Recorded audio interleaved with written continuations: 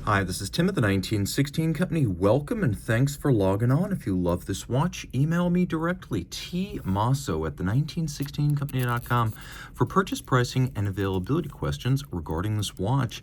Today, we head right back to the origin of the species. The first de Bethune product launched in 2002 at the inception of the company. This is the DB1 chronograph, and we are talking about a rarity. This very first watch made in a combination of different metals, but all told, only 49 constructed, and this white gold example, one of the few I've seen, made in 28 pieces, so we are talking a rarity.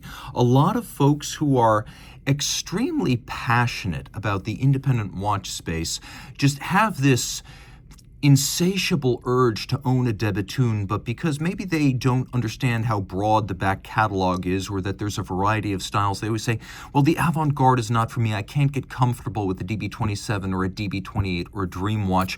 Well, for those, there's the DB25, but there's also the historic collections. And if you've got to scratch that itch and have a de Bethune in the collection, this is the way to do it if you are a classicist. So Denis Flageolet, the founder of de Bethune and still the guy who calls the shots creatively, was a person who felt this way initially. He wanted to pay homage to the past. And so he created this watch to be very conservative, but with a modern twist. So it's a round case, it's a solid dial, it's manual wind. It's a very traditional watch. So 42 millimeters in diameter. It's actually quite slim at only 8.7 millimeters thick. 47.4 lug-to-lug. It's got a 22 millimeter spacing between the lugs. When you throw it on the wrist, my wrist is 16 centimeters circumference. It wears really nicely. First of all, it's super flat. And with a bezel that's just barely sloped, yeah, it'll slide underneath the dress cuff. I could recommend this for a wrist as small as 14 centimeters circumference. Even pulling the strap fairly tight, the lugs are not over the edge of my wrist. And this angle, which exaggerates the width of the watch, still shows the lugs inboard of the edge of my wrist. So as you can see here, the strap is more of a recent de Bethune model, as we have round scale alligator on the bottom and large rectangular scale on the top.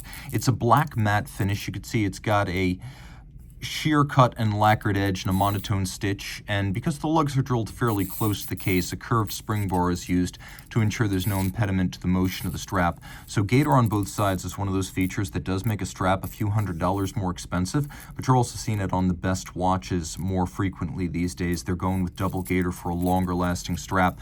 You can see the buckle here, white gold, just like the watch, and on the bottom you can see a maker's mark that is not a de Bethune, as in the early days the cases were not made in-house. And you can see what's fascinating here is that a little bit like brass movement FP Journe, even though on paper a gold movement should be worth more, the brass movement is worth more on the basis of rarity. So gold is worth more as a commodity, but brass is worth more as a collectible. And so these early de Bethune watches that feature pieces brought in from suppliers or movements that are not manufacture calibers, those are actually much harder to find and much more collectible, so that's an opportunity. Now these lugs, we love them. They're called the ogival, or bullet tips, or torpedo tips, and with the exception of some of the Dream watch series, the clocks, and the early DB20 watches, these have been a constant in some form or another on most de Bethune designs. You can also see that the lugs are slightly stepped out from the mid case, and as with a lot of traditional dress watches, you can see the mid case is defined by the overlapping flange of the case back and the bezel. We have an unsigned crown because historically that's how it would have been done in the early wristwatch days in the pocket watch era, and Denis was looking for something very traditional, but we have a faceted crown around the mono pusher for the chronograph, so you've got those two separate elements. This is a mono pusher chronograph. The dial is traditional, okay? We have vertically sort of stacked guilloche, as we have this vague or wave pattern that runs from the bottom up to the top. And I've heard this style outboard of it described as filet sauté, and so we definitely have that, sometimes known as a dental cut. We have blue on silver printing. It is a dark blue to give it a little bit of a warmth, add some color.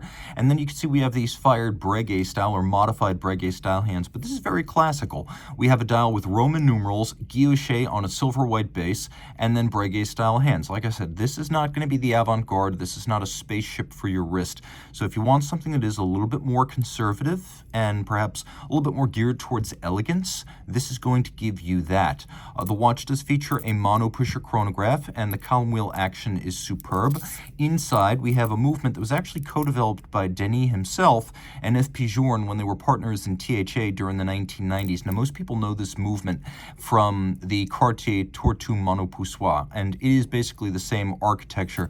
Denis would later buy the right to use the movement, which he had helped create, and became the power plant in the very first Bethune watch. It is a thin, fine, manual wind movement with a 36 to 40 hour power reserve, a 3 Hz beat rate, 21 pivot joules, and then it uses a combination of a column wheel with an oscillating pinion. The column wheel making for very crisp function cycling, and the oscillating pinion, if you go back and you watch that again, although it's a type of lateral clutch, it has very little inherent play, so there's very little stagger or jump. You press and hold the chronograph trigger quickly, and the oscillating pinion will jump into action with scarcely any extraneous motion.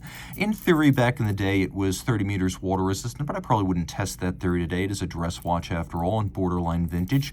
One interesting note about this white gold, because it does come from a supplier, and later on Bethune would adopt gray gold as its default, it's fascinating to see how blindingly white this is, because this is the traditional type of white gold, rhodium-plated white gold, where it winds up being exactly as white as platinum, and that is a fascinating aesthetic that you cannot get on current and recent Bethune white gold watches. So just another way that this is a time capsule from a different era.